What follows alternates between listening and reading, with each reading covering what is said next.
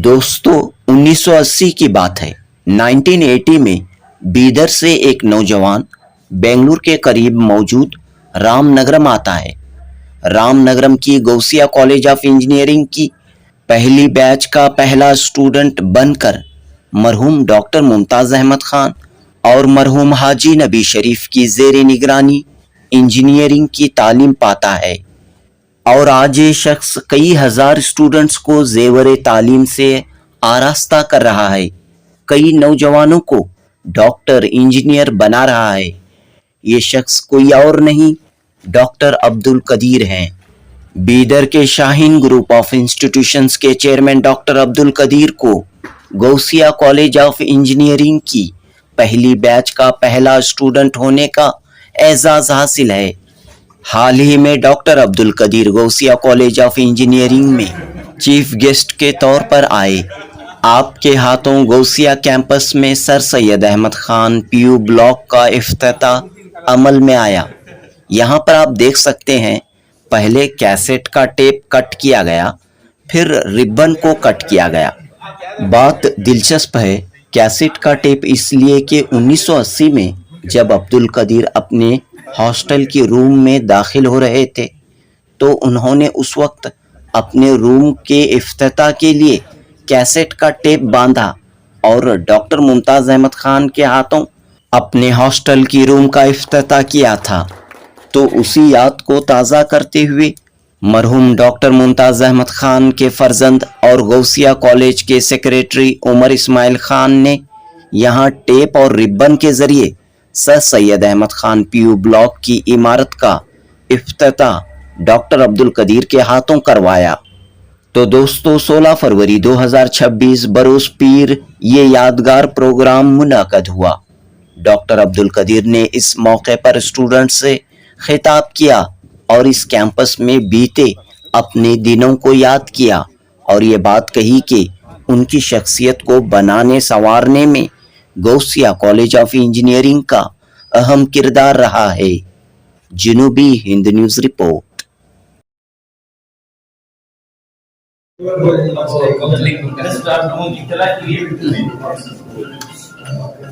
ये जो अभी बाहर वो कैसेट की जो रिबन लगे थे ना, तो जब इसका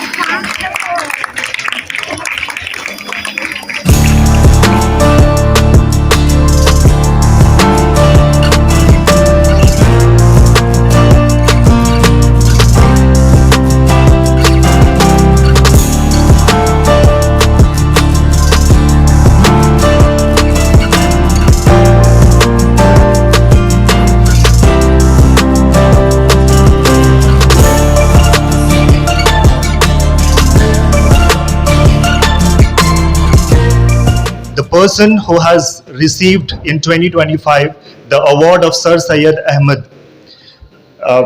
Please put your hands together. Please sit. अस्सलामु अलैकुम वरहमतुल्लाहि वबरकातुहू।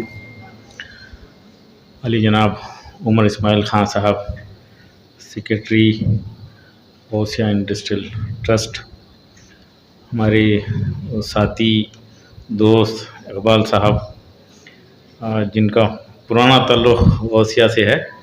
पहले कॉन्ट्रैक्टर हैं, first contractor to enter this campus माशाल्लाह।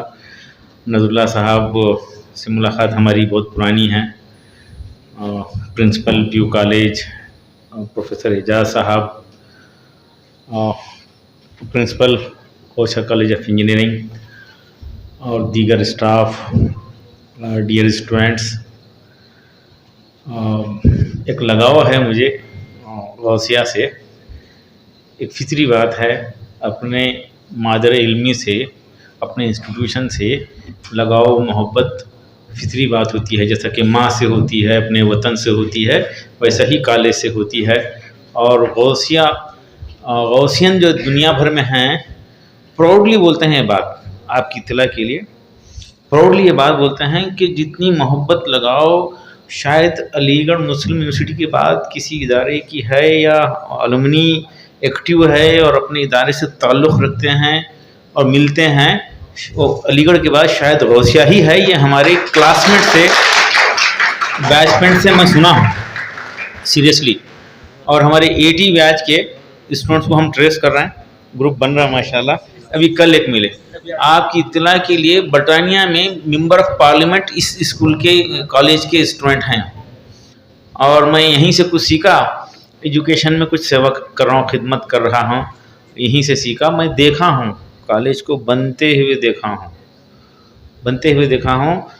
रहमानिया गर्ल्स हाई स्कूल के ऊपर के 3 कमरों में स्टार्ट हुआ था। शायद उस ट्रस्ट को गौसिया का मैनेजमेंट वादा किया था कि ऊपर 3 हॉल बनाकर दे देंगे, डोनेट कर देंगे, साल भर इस्तेमाल करके हट जाएंगे।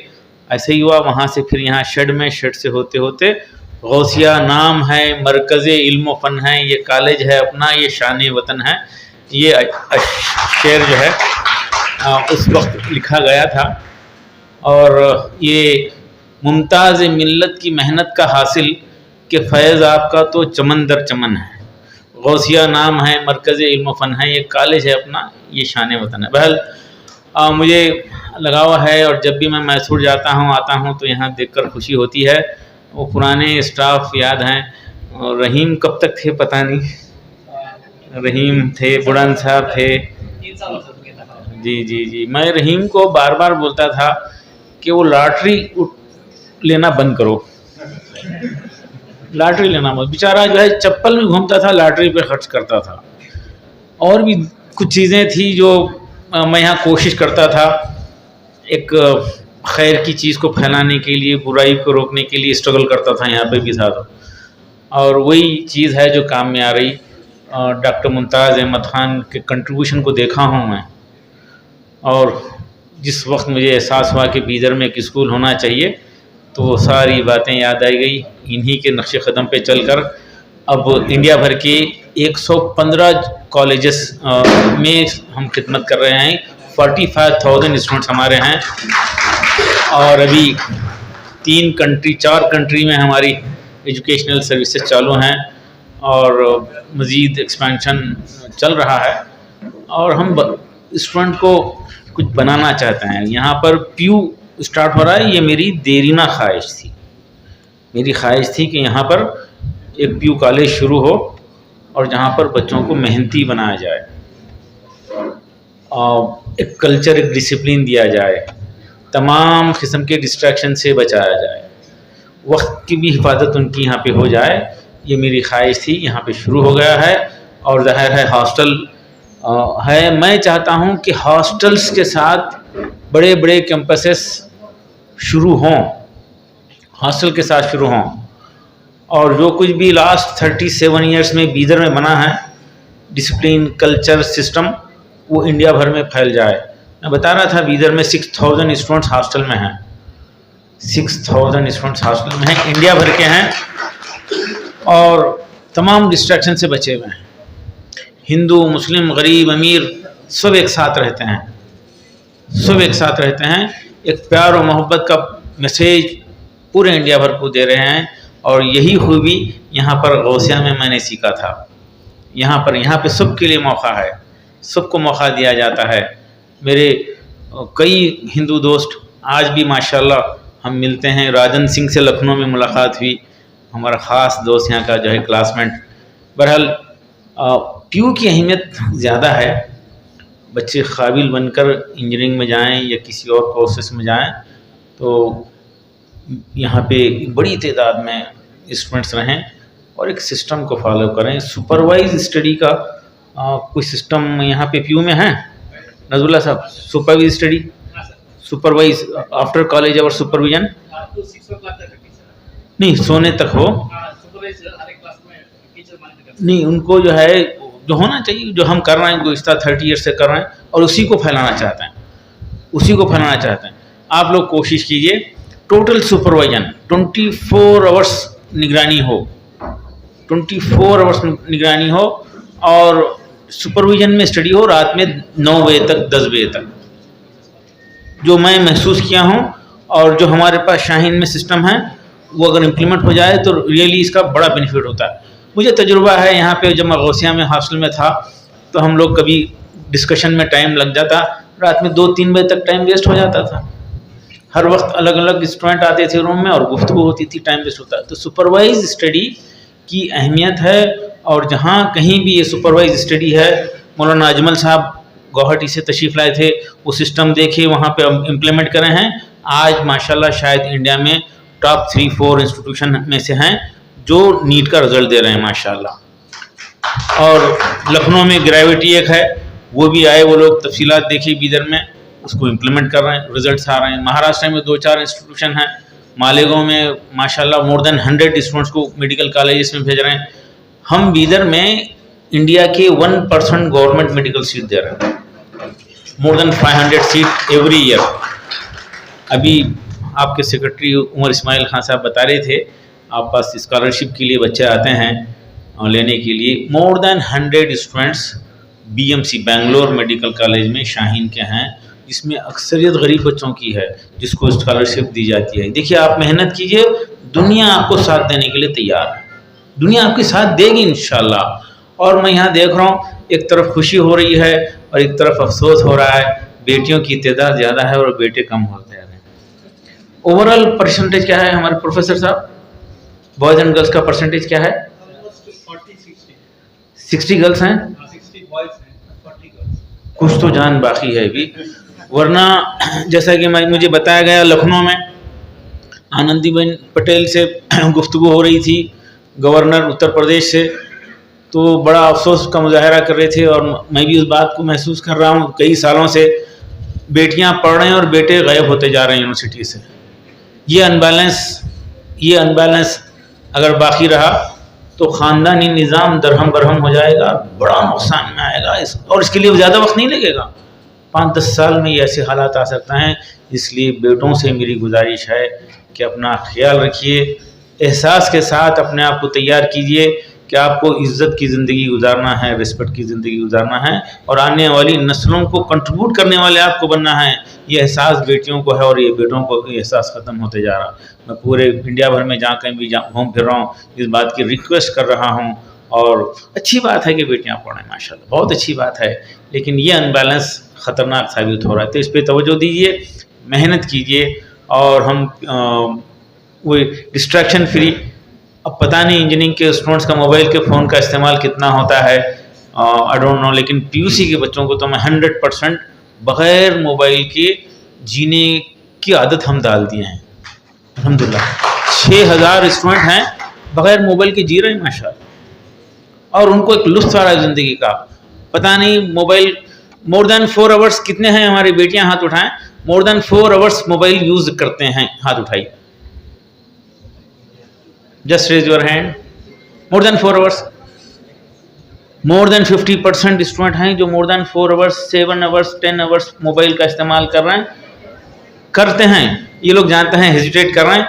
मैं जहाँ कहीं भी जाता हूँ पूछता हूँ तो हॉनेस्टली मुझे जवाब आता है, हॉनेस्टली जवाब आता है, क्योंकि आप ग्रेजुएशन में हैं इसलिए तकल्लुफ़ कर रहे हैं। बेटा आप घर में होते, आप हॉस्टल में हैं क्या, लोकलेट हैं? लोकलेट हैं। 4 आवर्स, 5 आवर्स, 8 आवर्स मोबाइल पे जा रहा। और भी नुकसानात हैं, और भी नुकसानात हो रहे जनरेशन को, कई किस्म के डिस्ट्रैक्शंस हैं, उससे बचना है, उससे बचना है। आप लोग अपने घर में भाइयों से झगड़ा करते हैं, छोटे भाइयों से? कितने लोग करते हैं, हाथ उठाइए। अरे मालूमात के लिए है भाई, करते हैं हम। ऑलमोस्ट 70% चलता है, छोटे भाई से बड़े भाई से चलता है। आपका छोटा भाई, आपका बड़ा भाई आपसे हार कर खुश होता है, जीते तो आप है ना। हाँ, आपका छोटा भाई, आपका बड़ा भाई आपसे हार कर खुश होता है। आपके माँ बाप आपकी तरक्की के लिए अपने आप को नाकाम करने के लिए तैयार हैं, आपकी जीत के लिए अपने आप को हराने तैयार हैं। मैं स्टूडेंट से रिक्वेस्ट करता हूं कि अपने माँ बाप को ज़िंदगी में कभी ज़िंदगी में ऐसा नहीं हराना, कभी ज़िंदगी में ऐसा नहीं हराना जिससे उनकी नज़रें नीची हो जाए। इस बात के एहसास के साथ अपने आप को तैयार करना है। अपने माँ बाप को जन्नत में लेके जाने वाले बनना है, सवाब जारिया का ज़रिया बनना है, अपने आमाल से जन्नत में लेके जाने वाले। आज आपके पेरेंट्स को कोई बुरा भला बोले तो आप बर्दाश्त करेंगे, लेकिन अपने आमाल से दोज़ख में ढकेलती है औलाद। आज माँ बाप परेशान हैं, तो इस एहसास के साथ अपने आप को संभालते हुए समाज के लिए, ख़ानदान के लिए फ़ायदेमंद बनना है, प्यार और मोहब्बत फैलाने वाले बनना है। मुझे याद है मैं डॉक्टर साहब के घर पे गया था कुछ कंप्लेंट लेके हॉस्टल की, और कुछ फ्रेंड्स के साथ झगड़ा हुआ था, तो डॉक्टर साहब बिठा के बोले थे, मुझे नसीहत किए थे घर पे लेट नाइट। तो बहल एक प्यार और मोहब्बत का माहौल बनाना है। मैं गौसिया में हूँ और मैंने देखा है माशाल्लाह यहाँ पे सब मिलजुल के रहते हैं। आज हमारे मुल्क को बड़े इंडस्ट्रीज़ की, एक्सपोर्ट की, पावर प्लांट की ज़रूरत है, लेकिन इन तमाम चीज़ों से बढ़कर हमारे देश को प्यार और मोहब्बत की ज़रूरत है। उसको फैलाने वाले हम सबको बनना है। आप लोगों को प्यार और मोहब्बत फैलाने वाले बनना है, इंसानियत की खिदमत करने वाले बनना है, भलाई को फैलाने और बुराई को रोकने वाले बनना है। आपको दाई बनना है। अगर ये हो जाए तो समझिए ये दुनिया हमारी है इंशाल्लाह। तमाम किस्म के डिस्ट्रैक्शन से बचते हुए अपने आप को बनाइए। और पीयूसी की अहमियत तो है, एक सिस्टम होता है उसमें, आमतौर पे बोर्ड अलग और नीट प्रिपरेशन अलग, कॉम्पिटिटिव एग्ज़ाम अलग समझते हैं। मैं पहले दिन से, आज से 27 years before first day PU college शुरू किया था, मैं दोनों को अलग नहीं समझा, दोनों को एक ही चीज़ समझते हुए it is one and same. Board examination and NEET preparation, K CET, JEE, ये दोनों एक ही चीज़ होती है। उसी अंदाज में हम चल रहे हैं। जब उसको ताज्जुब से देखा जाता था, अल्हम्दुलिल्लाह शाहीन के पैटर्न को तमाम लोग फॉलो कर रहे हैं, ये फैल रहा है। दोनों अलग चीज़ नहीं है, अप्रोच अलग है, सिर्फ क्वेश्चन पैटर्न अलग होता है, दोनों एक ही हैं। डे 1 से नीट की तैयारी करना है, बड़ी ख्वाहिश रखना। ये नहीं समझना कि जो है मैं नहीं पढ़ सकती या मैं नहीं पढ़ सकता। ऐसे 50 केसेस हैं हमारे पास, कई 100 हैं जो कभी ज़िंदगी में उनको पता नहीं था कि मेडिकल के लिए केसेट देना है और नीट का एग्ज़ाम देना है और फिजिक्स, केमिस्ट्री, बायोलॉजी ये सब्जेक्ट होते हैं, उनको पता नहीं था। आए और माहौल मिला, ख्वाहिश पैदा हुई, मेहनत करे और टॉप मेडिकल कॉलेज से MBBS मुकम्मिल हो गया उनका। एक घर में सगे भाई बहनें 6-6, 7-7 डॉक्टर बने हैं। तो कभी भी बड़ी ख्वाहिश रखना, स्मॉल इमेज ए क्राइम, बिल्कुल यकीनन वो जुर्म है, अल्लाह की ज़ात से बड़ी उम्मीद रखना। और यही 2 साल आपके PUC के होते हैं जहाँ पे तब्दीली आती है। कंप्लीट सुपरविजन में रहने के लिए अपने आप को तैयार कर लीजिए, अपने लाइफ स्टाइल को बनाइए, एक तर्ज ज़िंदगी, सुबह में उठना, रात में सोने का टाइम बनाइए। मैं जो कुछ भी कर रहा हूँ अपने पर्सनल एक्सपीरियंस से, जहाँ कहीं भी मुझे नुकसान हुआ हमारे स्टूडेंट्स को नहीं होना। जहाँ कहीं से मुझे फ़ायदा हुआ, पेरेंट्स से, टीचर से, स्कूल से जो कुछ भी मुझे फ़ायदा मिला वो हमारे स्टूडेंट्स को मिलना, और जो कुछ भी नुकसान हुआ वो हमारे स्टूडेंट्स को नहीं होना। पर्सनल एक्सपीरियंस से एक सिस्टम बनाने में कामयाब हो गए। अल्हम्दुलिल्लाह 125 सेंटर में इंडिया भर में ये चल रहा है माशाल्लाह। और बेंगलोर में भी हम शुरू कर रहे हैं। बनीगुप्पा में रेसिडेंशियल कैंपस है, शुरू हो रहा है। यहाँ पे बेहतरीन रेसिडेंशियल कैंपस है। मैं हमारी तरफ से जो कुछ भी यहाँ पर ज़रूरत है, सपोर्ट की ज़रूरत है, कंटेंट की ज़रूरत है, या और कोई रहनुमाई की, क्वेश्चन पेपर की ज़रूरत है, वीकली टेस्ट, मॉक एग्ज़ाम की ज़रूरत है, ऑनलाइन सपोर्ट की ज़रूरत है, शेड्यूल की ज़रूरत है, मैं आगे बढ़कर यहाँ के बच्चों के लिए उसको बेनिफिशियल बनाते हुए खुशी महसूस करूँगा। और चाहूँगा कि यहाँ पर 500,000 बच्चे हॉस्टल में रहें। हॉस्टल की, अच्छे माहौल की हॉस्टल की ज़रूरत बढ़ते जा रही है, दिन ब दिन बढ़ते जा रही है। घरों में डिस्ट्रैक्शन बढ़ रहा है। हम समझते थे कि 9-10 से होता है, डिस्ट्रैक्शन बढ़ता है, लेकिन अब तो स्कूल के ज़िम्मेदार बता रहे हैं, माहिरीन तालीम बता रहे हैं कि ये मसला 6-7 से हो रहा है, डिस्ट्रैक्शन बढ़ा। मैं बच्चों से पूछता हूँ मोहब्बत से, बेटा आप कौन सी क्लास से बिगड़े? हाँ मैं नहीं बिगड़ा हूँ। तो मैं उनसे पूछ लेता हूँ, बेटा वो कौन सी क्लास से आपको मम्मी डैडी की बात पसंद नहीं आने लगी और दोस्तों की पसंद आने लगी? जैसा कि 3rd-4th में पसंद आती थी ना, वैसी ही पसंद आ रही, क्या नहीं फ़र्क पड़ा है? तो कहाँ से फ़र्क पड़ा है? तो 5th से 6th से, तो वहाँ से बिगाड़ पैदा हो रहा है। ये बिगाड़ से नस्लों को बचाना है, नस्ल ही असल है। आज हमारा देश जो है कि दुनिया में सबसे ज़्यादा नौजवान हमारे देश में हैं, और इसीलिए इंडिया को यंग इंडिया कहा जाता है। ये नौजवान एजुकेटेड बन जाएं, ये नौजवान हॉनेस्ट सिंसियर बन जाएं, ये तहजीब याफ्ता बन जाएं, और ये हेल्दी रहें, ये मेहनती बन जाएं, तो दुनिया पे कब्ज़ा हो सकता है हमारे देश का, और हमारा देश फिर से सोने की चिड़िया बन सकता है और दुनिया का सुपर पावर बन सकता है। कभी था, आपको पता नहीं है, जिसकी खबर की खबरें बनी उसके ज़माने में ये सब कुछ हुआ करता था। फिर से हो सकता है अगर हमारे नौजवान ताकतवर हो जाएंगे तो दुनिया को संभालने वाले बनेंगे। तो अपने आप को मामूली नहीं समझना, अपने आप को मामूली नहीं समझना। आप अपने माँ बाप के नज़रों से देखिए आपकी कितनी बड़ी अहमियत है। आप हमारा फ्यूचर हैं, हमारे देश का फ्यूचर हैं, मिल्लत का फ्यूचर आप हैं। अपने आप को मामूली समझते हुए ज़ाय नहीं करना है आपको। आप बड़े कीमती हैं और अपनी हिफाजत करना है। किसी एक्सपर्ट से पूछा गया कि किसी शख्स को समझना है तो क्या करना है, तो बताया कि उसके इब्तिदाई जवानी के हालात को देखिए, वो वैसा ही रहेगा। अभी तो बच्चा हूँ, अभी तो बच्ची हूँ बोल के वो गलतियाँ नहीं करना जो जिसको माशरे में गलत समझा जाता है, उससे बचना। वक्त की कदर करना और वक्त के बेहतरीन इस्तेमाल के लिए, वक्त में बरकत के लिए दुआएं करना। खूब मांगना अल्लाह से जो भी हिसाब देने वाला है। आपस में माहौल को बेहतर रखना, एक दूसरे को सपोर्ट करने वाले शाहीन में जो है होता है ना, स्टूडेंट्स एक दूसरे के डाउट क्लियर करते हैं। मुझे याद है गौसिया में मेरे क्लासमेट खलील कुछ डाउट मुझे क्लियर करते थे। चेन्नई के जो है नूर कभी हिम्मत दिलाए थे। उससे मेरी ज़िंदगी में जो तब्दीली आई, मुझे उस बात का एहसास है।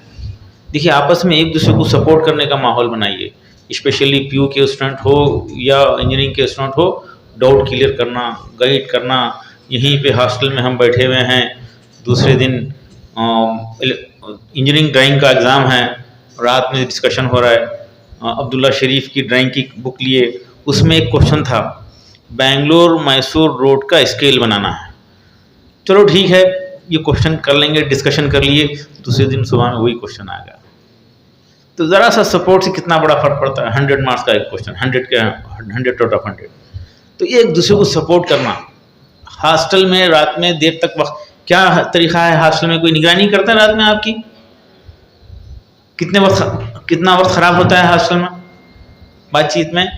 मोर देन 50% टाइम हॉस्टल में आपस में डिस्कशन में ख़राब होता है, जो हमारे ज़माने में भी हुआ करता था, जिसको मैं जानता हूँ।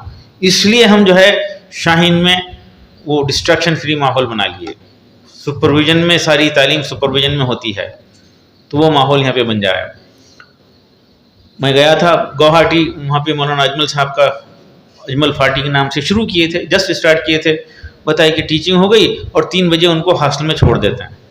तो मैं वहीं पे रोका उनको, ये गलत है।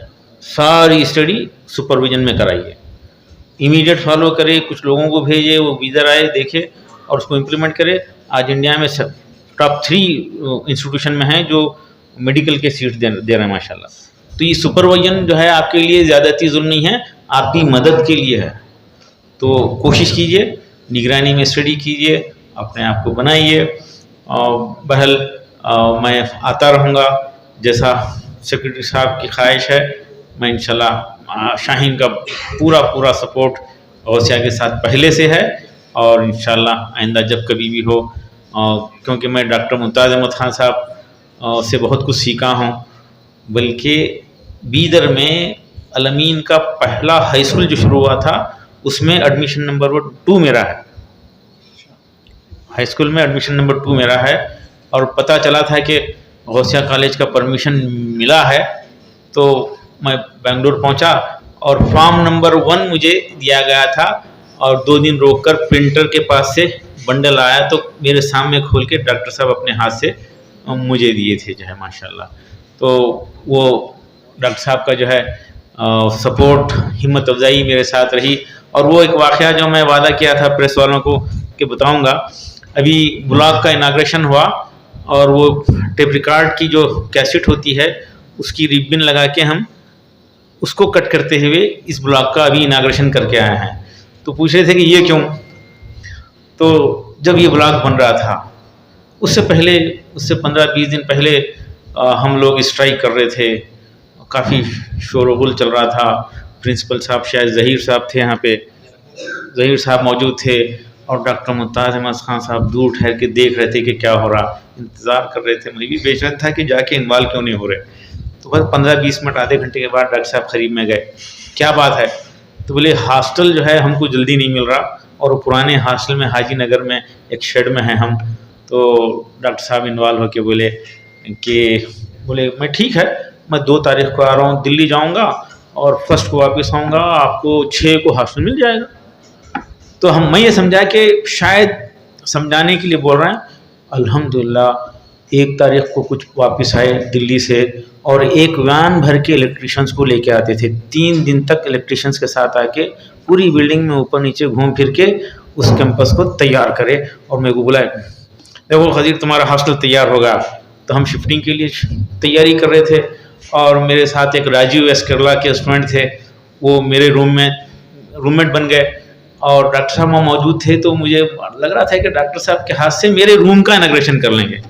तो बाजू कैसेट पड़ी हुई थी कचरे में, फौरी लेके लगा के बोला डॉक्टर साहब आइए इसका इफ्तिताह करेंगे माशाल्लाह। तो डॉक्टर साहब के हाथ से इफ्तिताह हुई थी। वो आज शायद जो है 41 ईयर्स के बाद वही अमल फिर से रिपीट हुआ है अल्हम्दुलिल्लाह। वो कमरा जिसमें मैं रहा करता था वो देख कर आया हूँ, वहीं पे ये माशाल्लाह ये होनहार बच्चे पीयू के रहेंगे।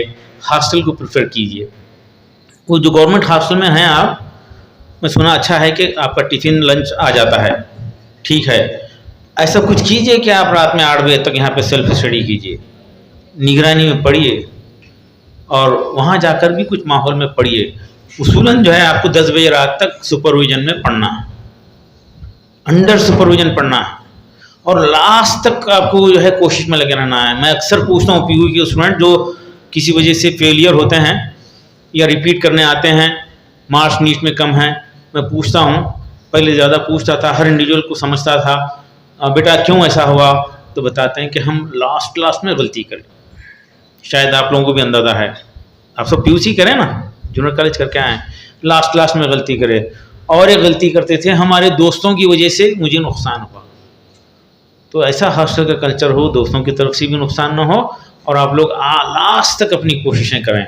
ये टर्निंग पॉइंट होता है, पीयू जो है टर्निंग पॉइंट होता है। और पास करने के लिए स्ट्रगल क्या किया जा रहा है। अभी एजुकेशन का जो मियार बन रहा है ख़ासतौर पे गवर्नमेंट की तरफ से, मैं हैरान हूँ, बड़े अफसोस की बात है, आपको सुनकर ताज्जुब होगा। देखिए आउट ऑफ 80 13 मार्क्स लेना है, 13 मार्क्स लेना है और उसमें भी बता दिया जा रहा है कि ये चैप्टर में से 4 मार्क्स का एक क्वेश्चन आएगा, इसमें से 2 मार्क्स के रहेंगे, इसमें से स्केचेस विथ लेबलिंग 18 मार्क्स का, इसमें से इतना रहेगा, बता दिया जा रहा है। और फिर गवर्नमेंट ख्वाहिश कर रही है कि रिजल्ट आए हमारा।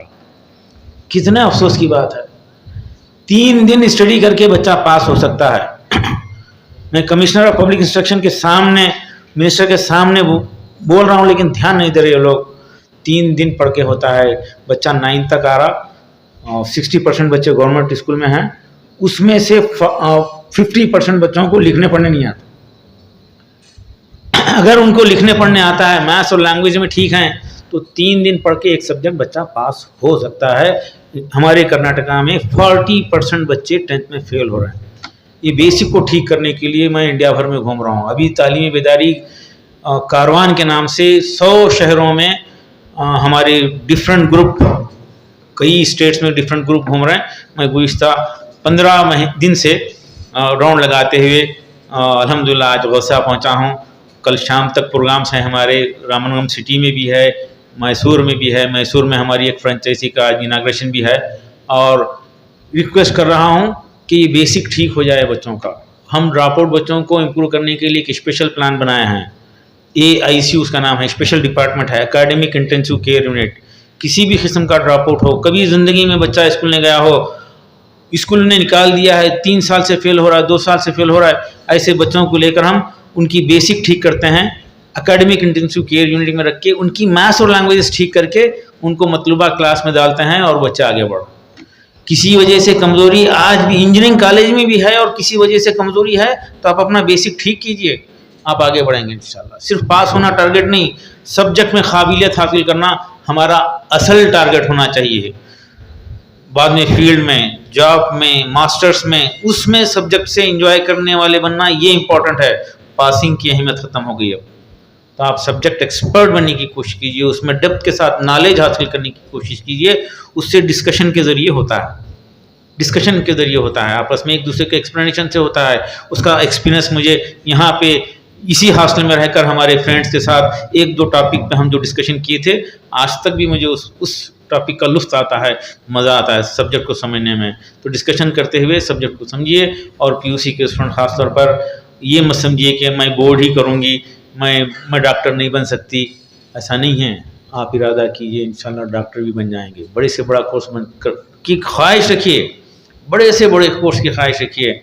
और बेसिक किसी की भी कमज़ोर है, शायद इससे पहले मैं इंजीनियरिंग के लिए बोला, supervise study for engineering college student भी बोला था मैं, आप लोग पसंद किए थे लेकिन इम्प्लीमेंट नहीं करते। बेसिक पढ़ाते हैं स्टार्टिंग में, अच्छा है, देखिए उसमें हेजिटेट नहीं करना, उसमें थोड़ा वक्त लग जाए कोई मसला नहीं है। मुझे जो है इलेक्ट्रिकल इंजीनियरिंग बड़ा परेशान करता था और क्लास के दौरान मैं बाहर कहीं घूम रहा था, यसीदीन साहब मिले थे। यसीदीन साहब मिले, क्यों घूम रहे हैं? तो सर वो सब्जेक्ट समझ में नहीं आ रहा। तो बोले वो सब्जेक्ट पास करे भाई आप इंजीनियर बन सकते हैं। बात कितनी सिंपल है, आप इंजीनियर बनने आए हैं और वो सब्जेक्ट पास करे बगैर इंजीनियर बन सकते हैं? सॉरी सर, चले गए। तो इस तरह से एहसास होना, एहसास के साथ हमको पढ़ना है, मेहनत करना है। बहल बहुत सारी यादें हैं गौसिया से वाबिस्ता हैं। मैं चाहूँगा कि यहाँ पे PUC का बड़ा कैंपस हो, 1000-2000 स्टूडेंट हॉस्टल में रहें, उनकी तरबियत हो। और ये जो हॉस्टल्स में जाने वाले हैं, सोने के लिए, खाने के लिए जाइए, लेकिन ज़्यादा वक्त यहाँ गुजारिए। बीदर में लोकल के बच्चे रिक्वेस्ट करके रात में 10 बजे तक रुकते हैं, सुबह 7:30 आते हैं, रिक्वेस्ट करके रहते हैं। लोकल के स्टूडेंट्स भी हॉस्टल में रहते हैं। हॉस्टल नेमत है आज के माहौल में, ये गिफ्ट है अल्लाह की तरफ से, अगर अच्छे माहौल का हो, जहाँ पे डिस्ट्रैक्शन ना हो, वरना फिर मुसीबत है।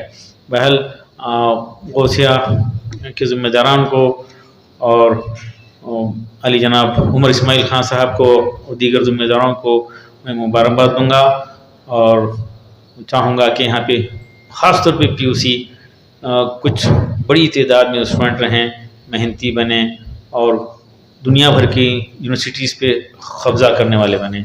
जज़ाकल्लाह, अस्सलाम वालेकुम व रहमतुल्लाह। Progress becomes inevitable. Strong leadership transforms responsibility into meaningful impact. Now I request Janab Umar Ismail Khan Sahab, Honorable Secretary GIET, to present the presidential remarks. Please, sir. Bismillahirrahmanirrahim. Good afternoon, everyone. Let me start the program by remembering our chairman who has just passed away, Dr. Ahmad Sharif Shizaj. Last Monday he passed away, and he was a great friend. He was also the vice chairman of Al-Amin Education Society and a close associate of my father. And he was a great personality. With his death, it is an end of an era. We all miss him. There is no one like him. So today let us all pray that Allah give him maghfirat, give him highest place in Jannah, and rest in soul in peace. To all the dignitaries on the dais, Mr. Iqbal Beg Saab, the chairman of the construction committee, who oversaw the construction of the new building. There were some structural issues. Since he is in this line of work, He has set it right for us. I thank you, sir, for that. Then Maulana Ejaz, who is the Professor Ejaz of the Professor of Electrical Department. He is the administrative officer. It was his idea to start to convert the hostel which was lying vacant into a PU block. So anyway, he is very, very hardworking, and he has managed all the affairs in the college. I am very grateful to you too, sir. And of course, Amit Atikullah, engineer, site engineer Atikullah, very good man, very honest, hardworking, humble person, very obedient, and he has put his from day to night, every so many days he has spent here to develop that hostel. I'm very grateful to you, Mr. Atikullah Khan. Thank you so much. Now the construction is over, the maintenance has to start. Please maintain the building in the same way. All those who have from our college, the fabricators, the electricians, the painters, all those who have done civil work, who have helped, all of you all are here.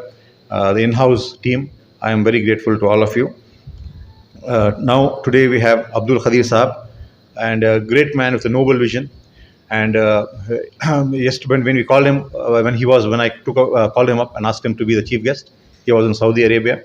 It was an odd time. I was not aware, so I called him in odd time. He picked up the phone, and in 5 minutes, not in 5 minutes, in 10 seconds, he confirmed, "Sir, there's a PU college in inauguration. I would like you to come. Can you come?" He said, "Yes, we will come, and I will work out. In spite of having so many other programs and difficulties, I will see somehow that I reach here on time." And he managed it. Thank you so much, sir. Thank you, Abdul Khadir, for honoring us with your presence. Now it is a responsibility of our PUC college principal, Nasrullah Khan Sahab. We are giving you a fantastic building, a new building. Now it is for you to work very hard and develop the PU college, get more admissions. Abdul Khadir Sahab has said now he has 6,000 students in his hostel. Now you also have to start working on those lines and develop the institution well. Of course, you have the support of Professor Ejaz, who has good knowledge about this administration. He will help you, but it's your hard work, your good intentions, your hard work you have to put inside and make this program, PUC college program, a success. And all the other staff, the PUC staff who are here, you must support the principal, okay? And you must support the principal by getting good admissions and good results.